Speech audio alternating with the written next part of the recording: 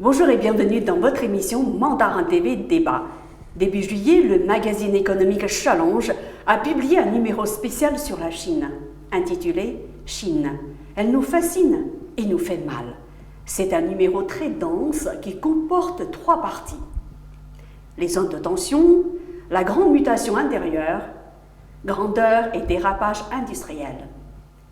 Avec Gilles Fontaine, rédacteur en chef de Challenge et co-auteur avec Éric Scholl du livre « Il est midi à Pékin », nous discutons aujourd'hui de la 3e partie, grandeur et dérapage industriel. Dans votre dossier, on ne voit qu'un point de vue, celui de la journaliste française ou celui des Français.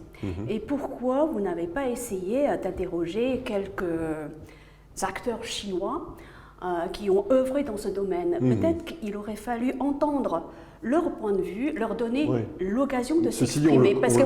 On le connaît, leur point de vue, quand même. Si on reprend l'exemple... Parce qu'on a l'impression que vous critiquez systématiquement. Et là, de mon point de vue, parce que moi, j'ai l'impression que quand vous expliquez un phénomène chinois, je dis vous, c'est pas vous, en tant qu'individu, c'est... la presse française en général, c'est que cette presse-là, elle prend systématiquement un point de vue franco-français et laisser expliquer les choses, surtout les phénomènes chinois, qui sont quand même très compliqués, qui reposent sur, on va dire, tout un complexe culturel différent. Eh bien, vous interprétez les choses selon une grille d'analyse proprement française. Ce n'est pas une critique. Je veux dire par là, peut-être que quand vous traitez des dossiers comme ça, qui sont quand même très, je vais dire, très important, parce que la Chine, c'est un acteur majeur sur la scène internationale. Ce serait bien d'interroger aussi les Chinois, entendre leur point de vue. Et ça paraît très, je pense, plus équilibré. C'est juste un point de vue. Je pense que vous avez raison, et ça, on ne le fait jamais assez, mais c'est ce qu'on essaye de faire tous les jours à Challenge. C'est déjà pas mal. C'est déjà pas mal. Par exemple, il y a effectivement un papier qui est très anglais. La journaliste a reçu une instruction, elle avait un angle et il faut respecter l'angle. On peut pas, quand on écrit ce genre d'article, il faut qu'on emmène notre lecteur quelque part et on n'essaye pas d'être malhonnête en faisant ça, on essaye juste de lui expliquer des choses et c'est pour ça que quand on avait de la place, on l'a fait dans une succession de papiers.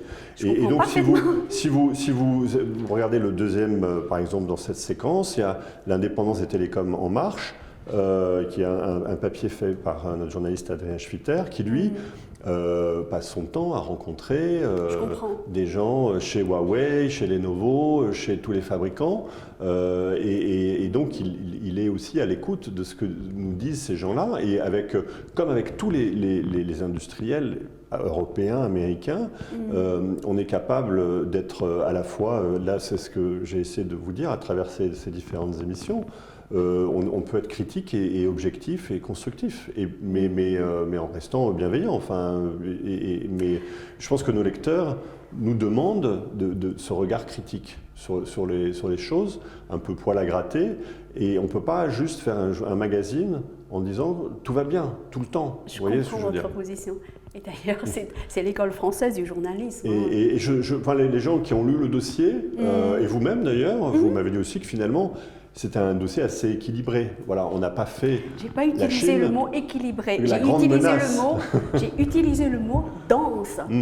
Et finalement, je pense que les aspects, la façon de traiter qui repose toujours sur une façon d'interpréter, d'expliquer la Chine selon une grille d'analyse très proprement occidentale. C'est un peu...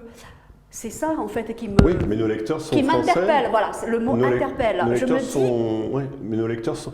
c'est intéressant parce que, vous voyez, on a choisi... il a fallu qu'on choisisse un titre. Mais bravo pour ce dossier. Il y avait différentes solutions. Et à la fin, on dit, la Chine qui nous fascine, ça c'est vrai, parce que c'est... Et dans la fascination, il n'y a pas que du positif. On peut être favorablement impressionné. Le yin et le yang, on connaît bien. Exactement.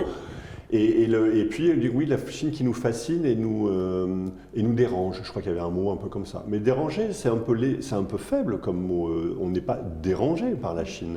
La Chine, elle change nos habitudes sans qu'on le sache tous les jours. Et donc, c'est pour ça que finalement, le yin et le yang, on l'a trouvé dans ces deux mots, la fascination et le fait que ça nous fait mal aussi par certains, parce qu'on perd des bagarres économiques, voilà, par moment. Et ça, en tant que journal économique, on ne peut pas s'en satisfaire. Qu'est-ce que vous pensez des sanctions américaines contre Huawei, mais aussi d'une façon générale des avancées technologiques chinoises? Huawei a énormément investi dans la recherche et le développement. Énormément, oui. Et a conseillé effectivement aujourd'hui et ça les industriels, enfin les opérateurs plutôt le disent, Cisco a plusieurs longueurs d'avance sur les... Alors nous, en France, on avait un rival, un acteur dans ce secteur qui était Alcatel, qui est devenu ensuite Alcatel-Lucent, qui ensuite est devenu Nokia, et qui n'existe plus du tout. Et Nokia ne va pas très bien non plus, donc il ne reste plus beaucoup d'acteurs dans ce domaine. Et les Américains, surtout, ont abandonné complètement ce terrain-là. Ils n'ont plus d'acteurs dominants dans les infrastructures de télécommunications. Et notamment sur les technologies de 5G. Alors, ce que disent certains acteurs, c'est qu'en faisant ça, ils ont aussi donné la possibilité à leurs industriels de concevoir des solutions qui puissent matcher les solutions chinoises de Huawei, c'est pas forcément qu'elles coûtent moins cher aujourd'hui. Je pense que les opérateurs sont d'accord pour dire que les prix sont à peu près alignés. Mais il dit simplement c'est plus performant. Voilà. Et puis en plus, il y a pas mal d'opérateurs qui ont déjà utilisé ces composants, ces technologies dans leur réseau, donc ils vont devoir tout changer, ils vont devoir tout enlever, enfin c'est un peu compliqué. Mais il y a un volet évidemment aussi très politique derrière. Les Européens là-dessus, on fait à peu près ce que leur demandaient les Américains. C'est-à-dire de ne plus utiliser Huawei. Enfin, vous faites allusion à ça. Hein, Pas encore donc, la France, me semble-t-il. En France, l'Australie a suivi le mouvement, le Japon, ce sont des alliés, historiques des États-Unis, hein, voilà. Mais peut-être, parce que moi j'ai eu l'occasion d'interviewer Macron sur le sujet. Qu'est-ce que vous pensez de la 5G de Huawei, qui promeut sa technologie 5G en France? Il a dit Huawei a tout à fait raison. Enfin, je l'ai interviewé à Pékin. Lui, il semble avoir une position plutôt, on va dire, positive à l'égard de Huawei. Oui. Mais on les a vus, enfin, c'est vrai, grandir petit à petit sur le marché français. C'est ça. Sur le marché, ils étaient totalement inexistants il y a 15 ans. Enfin, on les voyait très peu, et puis petit à petit... Et peut-être, là, je me permets d'ouvrir une parenthèse. Ce que vous ne savez peut-être pas et que je vais vous dire, c'est que moi, j'ai eu l'occasion de réaliser un documentaire sur les entreprises chinoises en France. Et j'ai interviewé Huawei. À chaque fois que je fais parler Huawei de sa présence en France, le PDG Shi Weiliang, que vous connaissez sans doute de nom, il a toujours dit « Nous sommes très reconnaissants envers la France à tel point que nous avons pris la décision de privilégier systématiquement les fournisseurs français dans notre panel de fournisseurs. En ce sens qu'à technologie égale, on prend un Français. Et nous, on essaie de recruter nos ingénieurs parmi les étudiants français. Je n'ai pas senti le même enthousiasme chez les Français vis-à-vis de Huawei. Comment vous expliquez ça ? On a l'impression que les Chinois sont très enthousiastes, très positifs. Ils aimeraient être aimés davantage par les Français, et ce n'est pas le cas. Ah, écoutez, enfin, en tout cas, ils avaient beaucoup de succès avec leur téléphone, en tout cas, puisqu'ils étaient, je crois, pratiquement numéro 1 en France. En tout cas, ils avaient beaucoup progressé. Avant que les sanctions, finalement, les fassent disparaître du marché, pratiquement. Je pense que le consommateur, lui... Enfin, le consommateur final, il n'a pas trop de... Moi, je parle plutôt de Huawei par rapport à l'opinion française. Parce que le consommateur, il s'en moque. Oui, mais par rapport aux politiques, vous voulez dire Bon, Macron, il a une position qu'il a annoncée. Je pense que ça a dû être vrai. En revanche, je crois que finalement, les grands opérateurs français là, de télécom, Bouygues et compagnie, n'ont pas choisi la 5G de Huawei dans la réalité. Mais parce qu'on leur a interdit de la choisir. Et qui a interdit? Les autorités françaises. Ça veut dire que Macron n'a pas dit la vérité. Je pense que Macron, il a dit ce qu'il avait envie de vous dire quand il était en Chine. Mais toujours est-il que la position des autorités françaises, c'est qu'on n'est pas sûr des équipements Huawei, qu'il y a des failles de sécurité dans ces équipements, et la possibilité pour les autorités chinoises. Vous savez, c'est des routeurs, donc c'est du matériel que vous mettez sur les réseaux avec du logiciel qui permet de dispatcher les paquets de données. Huawei a officiellement démenti. Oui, bien sûr, mais officiellement, le gouvernement français et l'ANSSI, qui est l'autorité de sécurité des systèmes d'information. Donc là, vous confirmez la position française. Moi, je confirme pas. Moi, je ne suis pas un officiel français. Je suis journaliste. Je dis simplement que les spécialistes français en cybersécurité ont estimé que ces équipements n'étaient pas suffisamment sûrs. D'accord. Donc, en résumé, sur ce dossier-là, la France s'aligne plutôt sur la position américaine et européenne. Oui, je pense que les Américains ont suivi, les Français là-dessus ont suivi les recommandations américaines en estimant que les équipements de cet équipementier chinois n'étaient pas suffisamment sûrs. Voilà. Dernière question. Votre article « Ombre chinoise sur les affaires françaises » a mis en exergue, me semble-t-il, de façon détaillée, des exemples d'échecs d'investissement chinois en France. Sinutra, Baccarat, Manoir Industrie, etc. Est-ce qu'il s'agit d'un choix intentionnel de votre part? Si oui, pourquoi? C'est-à-dire qu'on ne voit pas d'exemple positif. Vous avez concernant les rachats. Vous avez sauté deux papiers qui étaient très intéressants. Pas des rachats, me semble-t-il. Le haut de gamme automobile, non, mais sur le voilà, c'était aussi, là, puisqu'on parlait de la grandeur et des dérapages industriels, il y avait aussi un sujet assez intéressant sur l'automobile haut de gamme, et on voit aujourd'hui que les constructeurs français, européens, pour leurs véhicules haut de gamme, choisissent d'abord le marché chinois pour se lancer. Donc là, ça aurait été aussi un sujet qu'on aurait pu aborder au moment où on parlait du consommateur chinois. Mais ça, c'est un autre sujet. Après, on terminait ce petit dossier parce que vous me disiez justement lors d'une émission précédente, mais pas du précédent. Vous me disiez lors d'une émission précédente que certains investisseurs chinois venaient en France, étaient critiqués et que quand même c'était des sauveurs. Pire, vous savez, un industriel chinois m'a confié un jour, je suis rentré chez moi, qu'est-ce que j'ai trouvé dans ma boîte aux lettres? Un mot d'insulte. Ouais, ça c'est pas bien du tout, ça va pas du tout, c'est pas bien. Voilà. Mais après, nous on voulait raconter, c'est Grégoire Pinson qui est aussi un reporter chez nous qui suit de très près ces questions justement des industriels, ce réseau de PME, PMI en province qui souffrent aussi pour plein de raisons, pas que de la mondialisation, mais aussi parfois de la lourdeur de l'administration française et autres. Donc il s'intéresse beaucoup à ces sujets-là et il s'est intéressé justement à ce que deviennent certaines entreprises. Alors d'abord on ne les voit pas tant que ça, les investisseurs. On ne les voit pas tant que ça. Voilà. Et les rares fois où on les voit, ça ne se passe pas toujours très bien. Voilà. Justement, c'est pour ça que je voulais vous poser cette question-là.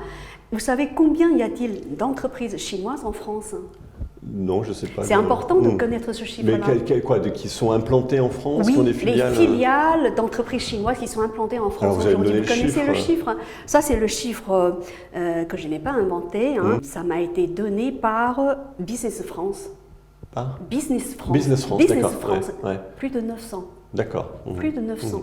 On ne les voit pas tant que ça, c'est parce que peut-être que elles sont discrètes. Non, mais après, il y a des entreprises qui sont discrètes, il y a des entreprises, il y a des banques. Mais justement, mais là, on parle d'investisseurs, on ne parle pas juste de gens qui viennent ouvrir une filiale en France, on ne parle pas juste de Huawei qui vient... Je dis filiale et investisseurs confondus. On parle d'investisseurs privés chinois qui viennent, qui rachètent Baccarat, c'est quand même un grand nom dans l'industrie française, par exemple. Je vous cite un acteur privé. Et on se retrouve avec finalement des histoires assez tristes où une entreprise, une région a cru en ses investisseurs et en fait ont été finalement se sont fait avoir. C'est un peu des histoires comme ça qui se passent, ou bien parce que ça arrive partout. C'est pas parce que c'est des investisseurs chinois. Il y a des mêmes avec les Américains ou avec des Français. La plupart du temps, en France, ça se passe quand même avec des entrepreneurs français qui sont pas assez solides, qui sont pas assez sérieux, et aussi de la part des Chinois. Et ça s'est arrivé aussi. Une tentation de racheter une entreprise simplement pour sa technologie et pas pour créer des emplois ou même maintenir des emplois. J'entends ces critiques. Par contre, j'aimerais bien, pour terminer, vous citer juste 2 exemples de réussite. Ce sont des réussites, mais vraiment que je peux qualifier d'extraordinaires. Il y a quelques années, c'était en 2014, lorsque j'ai commencé à enquêter sur les investissements chinois en France, j'ai eu l'opportunité de rencontrer le groupe Adisseo. Vous connaissez sans doute, spécialiste de l'alimentation animale, dont le siège est situé en Île-de-France. Eh bien, j'ai rencontré donc cette entreprise-là. Pourquoi? Parce que en 2006, Adisseo a été racheté par un entrepreneur privé. Enfin, entrepreneur, le mot est faible. Un grand groupe industriel privé chinois qui s'appelle Blue Star est spécialisé dans la chimie. Et donc a racheté Adisseo. Ils l'ont racheté pourquoi? Parce qu'avant Adisseo, il y avait un fonds d'investissement britannique qui était propriétaire d'Adisseo et qui l'a vendu donc, à Blue Star à hauteur de 400 millions d'euros. 8 ans plus tard, c'est-à-dire au moment où j'ai fait l'enquête, le chiffre d'affaires d'Adisseo a été multiplié de mémoire par 2 ou par 5. Et l'EBITDA, c'est-à-dire le profit brut avant impôt, a été multiplié par 5. Et il n'y a pas longtemps que ça, c'était en avril, j'ai rencontré cet acteur parce que j'ai voulu savoir ce qu'il est devenu justement. Est-ce que ce conte de fées s'est poursuivi? Il m'a dit « Ah bah ça va très très bien ». Et je me suis basée sur ça pour faire un reportage. Et d'ailleurs, quand je suis allée au siège d'Adisseo, j'ai vu que c'était que des Français. Des Français. Donc, j'ai dit pourquoi. Il me dit « En fait, on n'a qu'un Chinois. » Un Chinois parce que vraiment, ce sont des Français qui m'ont dit. Ils m'ont dit on a eu un rapport extraordinaire. Les Chinois, le racheteur chinois a compris qu'il fallait laisser faire les Français parce que c'est eux qui connaissent mieux. Et on ne va pas s'ingérer dans tout ça. Il suffit qu'on les rencontre une fois par an, c'est tout. Mais des exemples comme ça, pourquoi vous ne citez pas? Autre exemple, juste 2 exemples, je ne vais pas plus loin. Autre exemple, c'est Louvre-Hôtel, que vous connaissez. Louvre-Hôtel a été racheté par un grand groupe hôtelier chinois basé à Shanghai.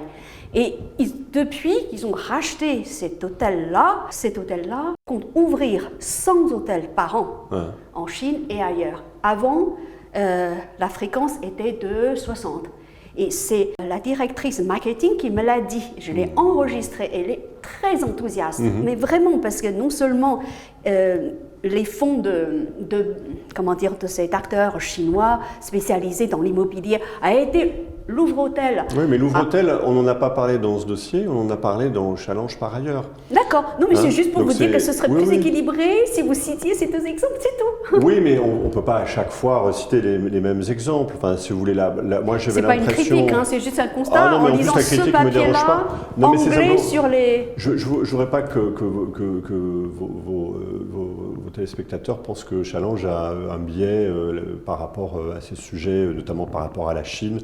Vous savez, on est effectivement plus parfois vu comme un magazine assez critique, comme je vous l'ai dit. On est très critique parfois aussi sur la France et ce qui se passe dans ce pays. On essaye à chaque fois de donner un éclairage un petit peu différent et de dire, c'est pas...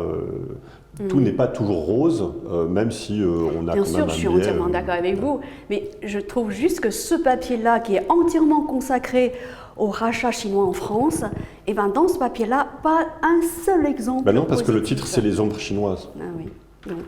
Donc on ne pouvait pas donner d'exemple positif dans ce papier-là, mais on l'a donné d'autres exemples qui étaient différents dans le dossier.